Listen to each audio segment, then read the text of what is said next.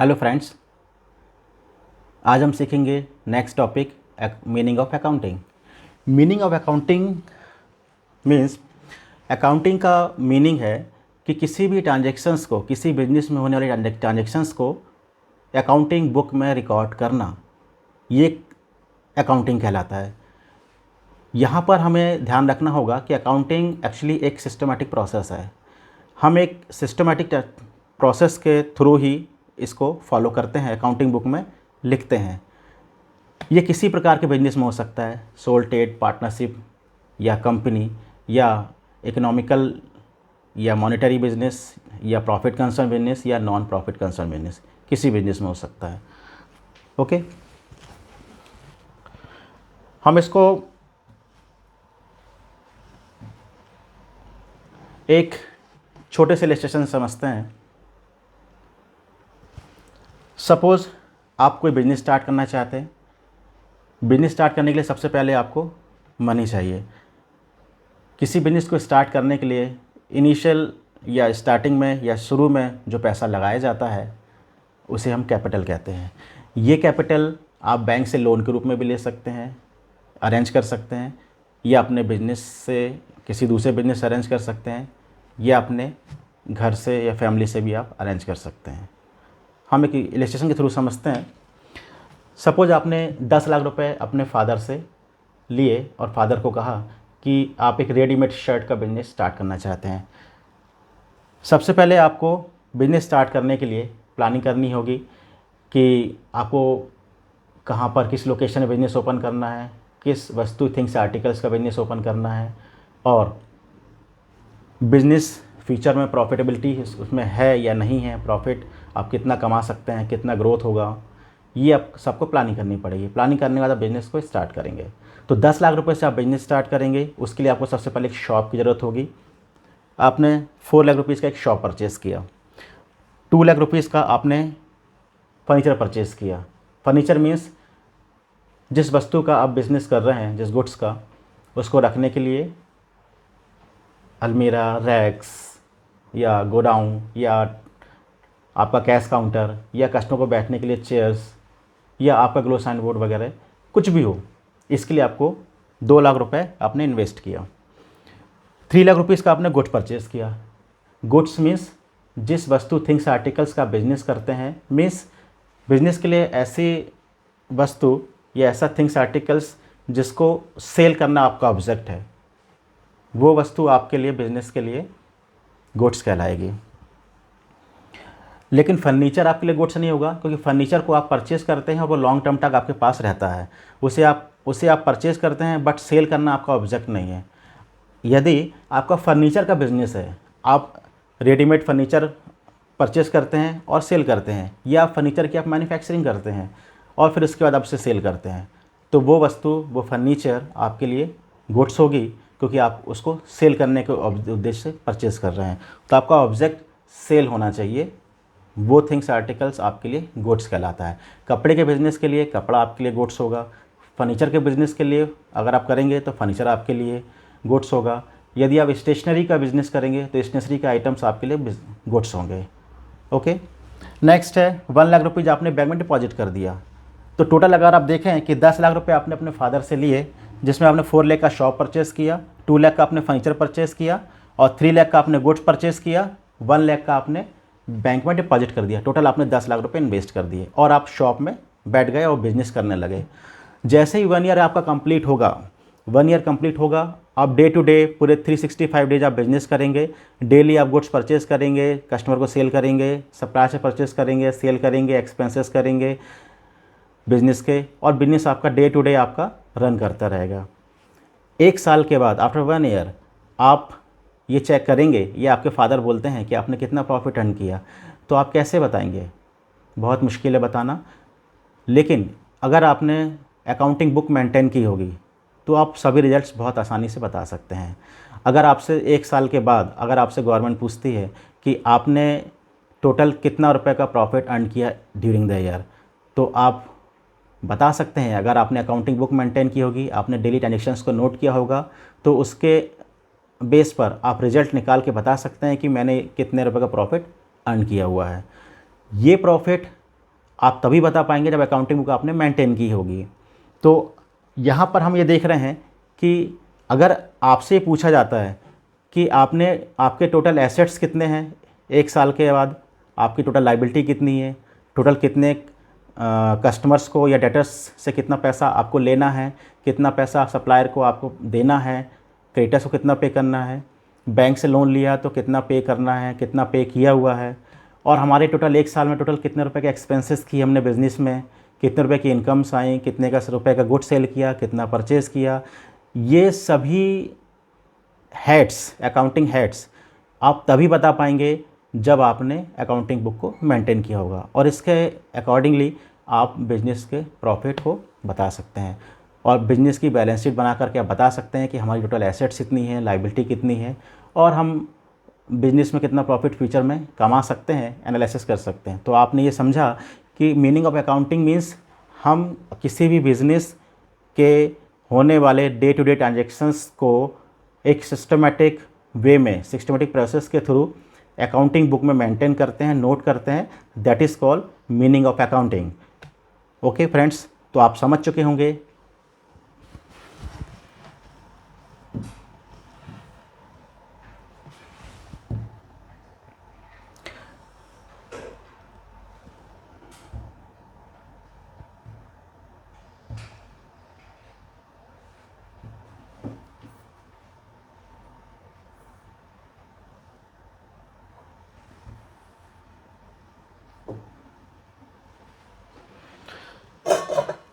Next, इसके बाद आप ट्रांजेक्शन्स को आइडेंटिफाई करेंगे।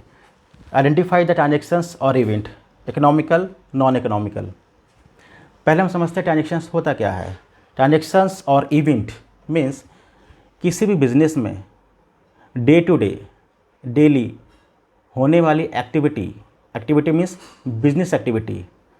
बिजनेस एक्टिविटी मीन्स आप गुड्स परचेज करते हैं, दैट इज़ वन ट्रांजेक्शन। आप गुड्स सेल करते हैं, that is another one transactions. आप एक्सपेंसेस करते हैं, आपने अपनी शॉप का इलेक्ट्रिसिटी एक्सपेंसेस पे किया, आपने अपनी शॉप का रेंट पे किया, या आपने अपने स्टाफ को सैलरी पे की। इन सभी कंडीशन में आप देखेंगे कि ये एक ट्रांजेक्शन है। तो ट्रांजेक्शन्स या इवेंट मतलब बिज़नेस में होने वाला किसी प्रकार का कोई भी इवेंट या एक्टिविटी या ट्रांजेक्शन्स बिज़नेस के लिए उसको रिकॉर्ड करना ज़रूरी हो जाता है। लेकिन ट्रांजेक्शन्स और इवेंट्स यहाँ पे आपको ध्यान रखना होगा कि ये इकोनॉमिकल या नॉन इकोनॉमिकल होने चाहिए, नॉन इकोनॉमिकल नहीं होना चाहिए। इन टर्म्स हम ये कह सकते हैं कि ये मॉनेटरी होना चाहिए, नॉन मॉनेटरी नहीं होना चाहिए। जैसे हमने अपनी शॉप का रेंट पे किया 1000 रुपीज़, तो रेंट पे किया, हम उसको कैश में पे करेंगे या चेक से पे करेंगे, ये एक मॉनेटरी ट्रांजेक्शन है जिसका संबंध इंडियन करेंसी से है।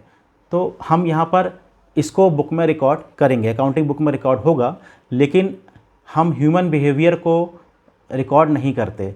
जैसे मान लीजिए हमारे स्टाफ का बिहेव बहुत अच्छा है, लेकिन हम उसको बुक में रिकॉर्ड नहीं करेंगे। हमें स्टाफ के जो भी मानवीय आधार है उसको रिकॉर्ड हमें नहीं करना है। हमें ऐसी एक्टिविटी को नोट करना है जिसको हम मनी में काउंट कर सकते हैं, कैलकुलेट कर सकते हैं, और इकोनॉमिकल हैं और हमारे बिजनेस से रिलेटेड होना चाहिए। हमारे बिजनेस रिलेशन का मतलब ये है कि उस ट्रांजेक्शन का हमारे बिजनेस में डायरेक्ट या इनडायरेक्ट इफ़ेक्ट पड़ना चाहिए। सपोज़ हमारे बिजनेस के सामने हमारे बिजनेस के साइड में एक शॉप है और एक सामने एक शॉप है, तो उस ए बिज़नेस ने बी बिज़नेस को पेमेंट किया, कैश पे किया या गुड्स परचेज़ किया। क्या हम उसको अपनी बुक में रिकॉर्ड करेंगे? नहीं, क्योंकि हमारे बिजनेस से इसका कोई डायरेक्ट रिलेशन नहीं है। लेकिन अगर हमने मिस्टर ए से परचेज़ किया, हम रिकॉर्ड करेंगे। हमने मिस्टर बी को सेल किया, हम रिकॉर्ड करेंगे। हमें ए से कैश मिला, बी को हमने कैश दिया, ये भी रिकॉर्ड होगा। बट ए ने बी को पेमेंट की, ये रिकॉर्ड नहीं होगा। तो यहाँ पर हमें ये ध्यान रखना होगा कि हमारे बिजनेस का ट्रांजेक्शन होना चाहिए और वो इकोनॉमिकल होना चाहिए। तो इसके लिए हमें सबसे पहले ट्रांजेक्शन्स को आइडेंटिफाई करना पड़ेगा कि वो ऐसे कौन से ट्रांजेक्शन्स हैं जिसको बुक में हमें रिकॉर्ड करना है। तो आप समझ चुके होंगे कि हमें केवल इकोनॉमिकल या मॉनेटरी ट्रांजैक्शंस या इवेंट्स को ही बिजनेस की बुक में रिकॉर्ड करना है जिसका संबंध, जिसका रिलेशन हमारे बिजनेस डायरेक्ट एंड डायरेक्ट हो। ओके। नेक्स्ट है measurement of transactions in terms of money. हमें ट्रांजैक्शंस का मेजरमेंट करना होता है। एक्चुअली हमें प्रॉफिट निकालना होता है करेंसी में, इसलिए हम ट्रांजैक्शंस का मेजरमेंट करते हैं, उसको मनी में कन्वर्ट करते हैं। मनी में कन्वर्ट करने का मतलब होता है कि हमें करेंसी अकाउंटिंग में अमाउंट का कॉलम होता है, प्रॉफिट हमें, लॉस हमें, ये सारे एक्सपेंसेस, ट्रांजैक्शन सभी को हमें मॉनेटरी टर्म्स में ही रिकॉर्ड करने होते हैं। तो हमें जो हमारा मेन नेक्स्ट है मेजरमेंट ऑफ ट्रांजैक्शंस, हमें ट्रांजैक्शंस को मेजरमेंट करना पड़ेगा कि वो मॉनेटरी है या नहीं। अगर मॉनेटरी है तो हमें उसे रिकॉर्ड करना है, और नहीं है तो उसे रिकॉर्ड हमें नहीं करना है। मॉनेटरी मीन्स ये, अगर हम इंडिया में हैं तो इंडियन करेंसी, और अदर कंट्रीज़ में होंगे तो अदर कंट्री के करेंसी के हिसाब से उसको रिकॉर्ड किया जाएगा।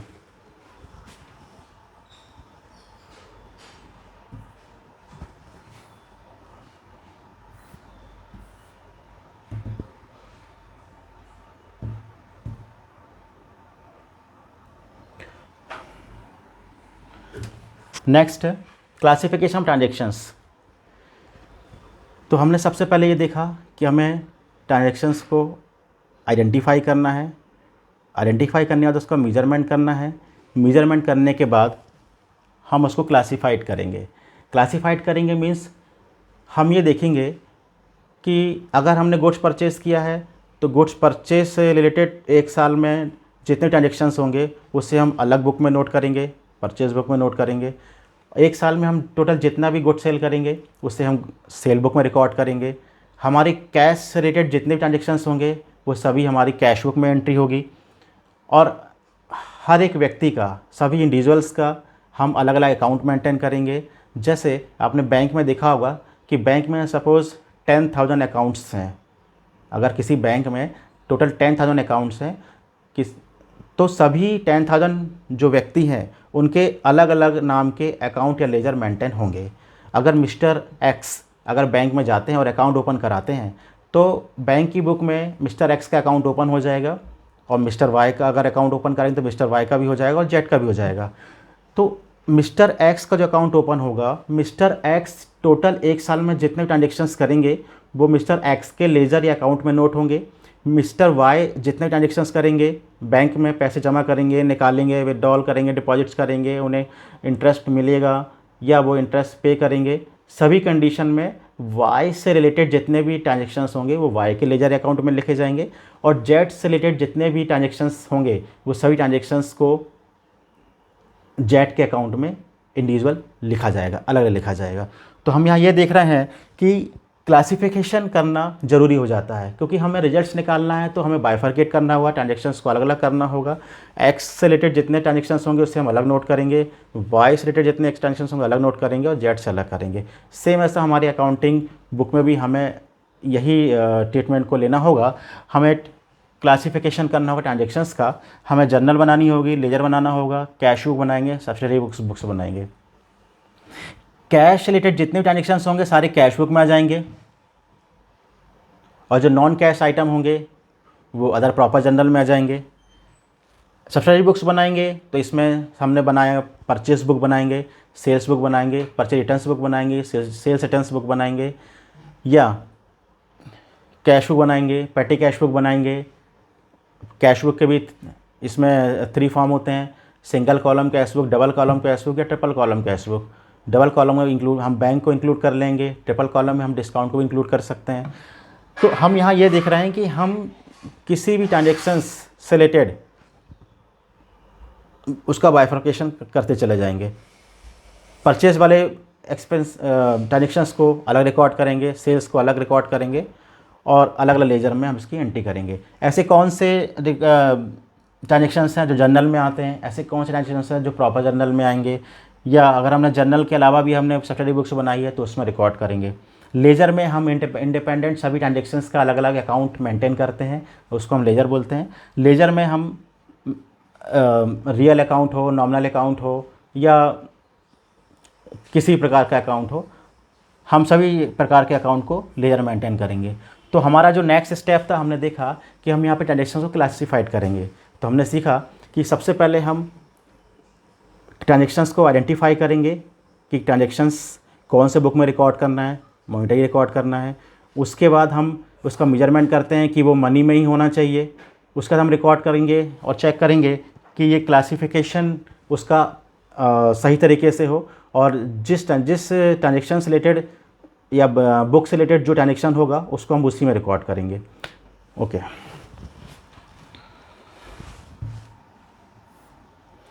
नेक्स्ट है recording transactions, journal, ledger, cash book, सैटरी बुक्स। नेक्स्ट स्टेप में हम जाते हैं, नेक्स्ट प्रोसेस में हम जाते हैं, तो हमें ट्रांजेक्शन्स को रिकॉर्ड करना होता है। रिकॉर्ड हम करेंगे ट्रांजेक्शन्स को, लेकिन उसके पहले हम मेजरमेंट कर चुके होंगे, हम उसका रिकॉर्डिंग कर चुके होंगे, आइडेंटिफाई कर चुके होंगे, मेजरमेंट कर चुके होंगे और क्लासीफाइड कर चुके होंगे। देन उसके बाद हम रिकॉर्डिंग करेंगे। तो बुक में हम रिकॉर्ड करेंगे ट्रांजेक्शन्स को रिकॉर्ड करने के लिए हमें, जैसा हमने अभी डिस्कस किया है, कि जर्नल में नोट करना है, लेजर में नोट करना है, लेजर में किस अकाउंट में उसकी एंट्री होगी, कैश बुक में नोट करना है, सैटरी बुक्स में जो जहाँ जिसकी जगह होगी हम उस ट्रांजेक्शन्स को वहाँ रिकॉर्ड करेंगे। नेक्स्ट इसमें है चेकिंग बाय ट्रायल बैलेंस। जब हम एक बार लेजर बना लेते हैं तो लेजर बनाने के बाद हम ट्रांजेक्शन्स को बुक में रिकॉर्ड करते हैं और लेजर का बैलेंस करेंगे। लेजर के जो भी बैलेंसेस आएंगे हम नेक्स्ट स्टेप में बनाएंगे ट्रायल बैलेंस। तो ट्रायल बैलेंस बनाने का जो हमारा ऑब्जेक्ट होता है कि अभी तक हमने जितना भी अकाउंटिंग बुक में एंट्री की है, जर्नल में, लेजर में, सैटरी बुक्स में, कैश बुक में, ये एंट्री प्रॉपर हुई है या नहीं हुई है, कुछ साइड में प्रॉब्लम है या हमने रॉन्ग कुछ एंट्री कर दी है, तो इसको हम चेक कर सकते हैं ट्रायल बैलेंस बना करके। तो ट्रायल बैलेंस बनाने का जो हमारा मेन ऑब्जेक्ट होता है कि हमने जो भी लेजर वगैरह बनाए हुए हैं और हमने उसमें एंट्री की हुई है, उसमें किसी प्रकार की कोई भी अर्थमेटिकल मिस्टेक नहीं है, ये हम चेक करते हैं ट्रायल बैलेंस में। तो ट्रायल बैलेंस बनाने का हमारा जो मेन ऑब्जेक्ट होता है कि हमने जर्नल में एंट्री की है, सैटरी बुक्स में बनाया है और कैश बुक बनाया है, उसमें किसी प्रकार की अर्थमेटिकल मिस्टेक या कैलकुलेशन मिस्टेक्स नहीं हुई है, इस बात की हम चेकिंग करते हैं ट्रायल बैलेंस में। अगर ट्रायल बैलेंस का टोटल दोनों साइड का, डेबिट क्रेडिट साइड का इक्वल आ जाता है, दैट मीन्स हमने ट्रायल बैलेंस को सही बना लिया। Next, result found. Trial balance बनाने के बाद हम नेक्स्ट स्टेप में जाते हैं। नेक्स्ट स्टेप में हमें रिजल्ट फाइंड करना होता है। ये हमारा जो बिजनेस का मेन ऑब्जेक्ट होता है to profit and loss, to calculate the profit and loss and make the balance sheet.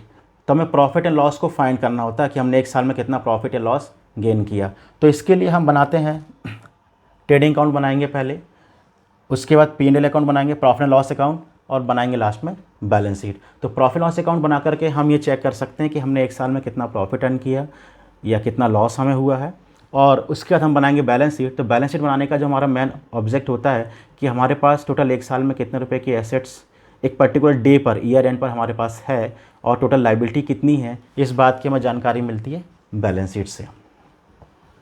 और एसेट्स और लाइबिलिटी हम बैलेंस शीट से फाइंड करते हैं। प्रॉफिट है बिजनेस में, लॉस है, ये प्रॉफिट एंड लॉस अकाउंट से फाइंड होता है। तो हमारा जो नेक्स्ट स्टेप था कि रिजल्ट फाउंड करना। रिजल्ट फाउंड करना मीन्स हमारा जो ऑब्जेक्ट है प्रॉफिट या लॉस को कैलकुलेट करना, वो हम नेक्स्ट स्टेप में करते हैं। नेक्स्ट है analysis of results. Profit and loss account बनाने के बाद, प्रॉफिट लॉस कैलकुलेट करने के बाद और बैलेंस शीट बनाने के बाद हमें मालूम चल जाता है कि हमारी एसेट्स कितनी है, लाइबिलिटी कितनी है, कितना पैसा हमें अदर्स को देना है या लेना है, ये हमें सभी बात की जानकारी मिल जाती है बैलेंस शीट को बना करके। उसके बाद हमारा जो नेक्स्ट स्टेप है एनालिसिस ऑफ रिजल्ट्स। एनालिसिस में हम ये चेक करते हैं कि हमें टोटल जितना प्रॉफिट हुआ, लॉस हुआ, हमारी एसेट्स कितनी है, लाइबिलिटी कितनी है, हम इस पर एनालिसिस करेंगे और हम आगे फ्यूचर के लिए डिसीजन लेंगे। तो डिसीजन मेकिंग जो हमारा जो नेक्स्ट स्टेप है, ये एनालिसिस वाला ही पार्ट है, और फ्यूचर प्लानिंग्स भी जो हम करते हैं वह रिजल्ट्स निकालने के बाद करते हैं। तो सबसे पहले हम प्रॉफिट कैलकुलेट करेंगे, बैलेंस शीट बनाएंगे, एसेट लाइबिलिटी चेक करेंगे, उसके बाद फिर हम डिसीज़न लेंगे कि हमारा बिजनेस कितना प्रॉफिट अर्न कर रहा है, हम कितनी ग्रोथ पर हैं, हमारा अप ट्रेंड है या डाउन ट्रेंड है, फ्यूचर में हम और प्रॉफिट कैसे गेन कर सकते हैं, हमें सेल कितनी इंक्रीज़ करनी होगी, हमें कौन कौन से ऐसे एरियाज़ हैं जिस पर हमें कवर करना होगा अपनी सेल इंप्रूव करने के लिए, और अपने बिज़नेस में कौन कौन से इंप्रूवमेंट करने हैं, कौन कौन से हमें डिसीजन लेने हैं, कौन कौन से हमें नई पॉलिसी बनानी है, हमारे बिज़नेस से रिलेटेड जो हमारे जो भी मतलब गवर्नमेंट से रिलेटेड जो भी नई पॉलिसी चेंज होती है उसके अकॉर्डिंगली हमें अपने बिज़नेस को कैसे मोल्ड करना है, ये सब हम एनालिसिस वाला पार्ट होता है और हम नेक्स्ट स्टेप में इसको फॉलो करते हैं। नेक्स्ट है कम्युनिकेशन टू यूजर्स, इंटरनल और एक्सटर्नल।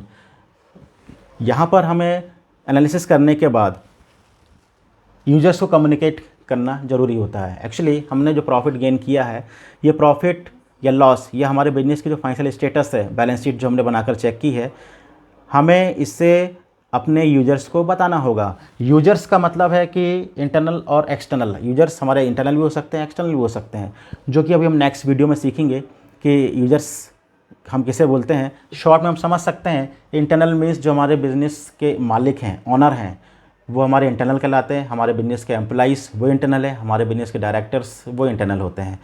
और जो एक्सटर्नल हैं वो हमारे गवर्नमेंट हो सकती है, जनरल पब्लिक हो सकती है, या हमारे बैंक्स हो सकते हैं, या हमारे क्रेडिटर हो सकते हैं जिससे हमें पैसा देना है या जिससे हमने बैंक से लोन लिया है।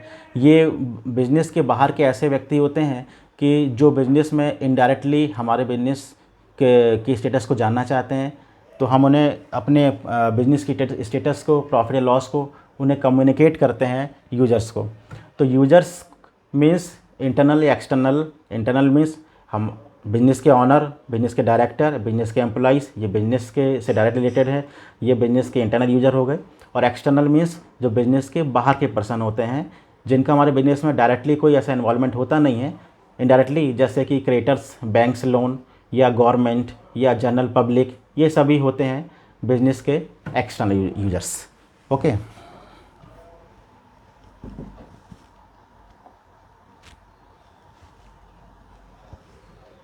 तो फ्रेंड्स, हमने यहाँ पर ये सीखा कि मीनिंग ऑफ अकाउंटिंग क्या होती है। होप कि आप समझ चुके होंगे मीनिंग ऑफ अकाउंटिंग क्या है। तो बेसिकली मीनिंग ऑफ अकाउंटिंग का मतलब होता है कि बिज़नेस में होने वाले ट्रांजैक्शंस या इवेंट्स को जो कि हमारे मॉनेटरी नेचर के हैं या मौद्रिक या करेंसी से रिलेटेड हैं, ऐसे ट्रांजैक्शंस को सबसे पहले आइडेंटिफाई करना, उसका मेजरमेंट करना, मेजरमेंट करने के बाद उसको क्लासिफाइड करना कि कहाँ पर लिखना है और कैसे किस बुक में नोट करना है। क्लासिफाइड करने के बाद हम उसको आगे प्रोसेस करते हैं, उसको लेजर में एंट्री करते हैं और बिजनेस में रिकॉर्ड करते हैं। डे टू डे ट्रांजेक्शन्स होंगे, पूरे 365 ट्रांजेक्शन्स होंगे। 365 डेज में ट्रांजेक्शन्स को नोट करने के बाद जो हमारी अकाउंट बुक क्लोज होगी ईयर एंड में 31 मार्च को, हम अपने रिजल्ट्स को फाइंड करेंगे। हमारा बेसिक ऑब्जेक्ट है, हमारा रिजल्ट्स है प्रॉफिट या लॉस को चेक करना, कितना प्रॉफिट लॉस हुआ, बैलेंस शीट बनाना, उसमें ये चेक करना कितनी एसेट्स है, कितनी लायबिलिटी है, और उसके बाद फिर हम रिजल्ट निकालने के बाद, रिजल्ट फाउंड करने के बाद हम अपने बिजनेस के जो यूज़र्स हैं उसको कम्युनिकेट करते हैं, एनालिसिस करते हैं पहले, उसके बाद कम्युनिकेट करते हैं। एनालिसिस में हम चेक करेंगे हमें प्रॉफिट कितना हुआ, लास्ट ईयर कंपैरिजन में कम हुआ, ज़्यादा हुआ, इस साल ज़्यादा है, नेक्स्ट ईयर और ज़्यादा होना चाहिए प्रॉफिट, उसके लिए हमें क्या स्टेप्स लेने पड़ेंगे, कैसी प्लानिंग करनी पड़ेगी फ्यूचर में, हमें कौन कौन से एरिया में इंप्रूवमेंट की ज़रूरत है, ये हम एनालिसिस वाले पार्ट में देखते हैं। एनालिसिस करने के बाद हमारा जो नेक्स्ट होता है कम्युनिकेशन टू यूजर्स, यूजर्स को कम्युनिकेट करना, अपने बिजनेस की फाइनेंशियल पोजीशंस को बताना कि हमने इतना प्रॉफिट अर्न किया। हमारा जो शेयर होल्डर्स हैं, अगर कंपनी केस में देखेंगे तो उन्हें इंटीमेट करना और बताना कि बिज़नेस का फाइनेंशियल पोजीशन ये है, प्रॉफिट इतना है, और इसके बाद हमारा अकाउंटिंग प्रोसेस 1 साल का कंप्लीट हो जाता है। तो होप आप समझ चुके होंगे कि अकाउंटिंग क्या होता है। अब हम नेक्स्ट वीडियो में मिलते हैं और कुछ आगे समझते हैं। Thank you.